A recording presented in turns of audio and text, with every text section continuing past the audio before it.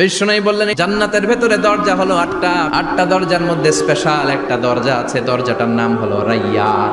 রোজাদাররা ছাড়া কেউ রাইয়ান দরজা দিয়ে ঢুকতে পারবে না। আবার বিষ্ণু বললেন একবার রাইয়ান দরজা দিয়ে ঢুকার সুযোগ যে পেয়ে যাবে চিরকালের জন্য তার গলার তৃষ্ণা মিটে যাবে। রোজা রাখলে গলায় তৃষ্ণা হয় না? এই যে আল্লাহর খুশির জন্য এই তৃষ্ণাকে সহ্য করে আপনি রোজা রেখেছেন, এর ফলাফল হিসেবে রাইয়ান দরজা দিয়ে ঢুকা মাত্রই আপনার গলার তৃষ্ণা শেষ। বিশ্বনবী ফরমান, বুখারীর বর্ণনা, ইন্নালিল জান্নাতি সামানিয়াতু আবওয়াব, জান্নাতের ভেতরে 8টা দরজা আছে। কয়টা?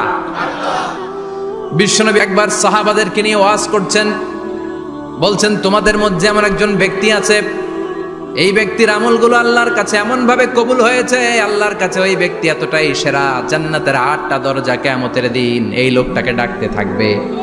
প্রতিটা দরজা বলবে আপনি আমার দরজা দিয়ে ঢুকে জান্নাতে প্রবেশ করেন। সাহাবারা বললেন ইয়া রাসূলুল্লাহ, কে সেই ব্যক্তি? বিশ্বনবী বললেন ওই ব্যক্তির নাম হলো আবু বকর।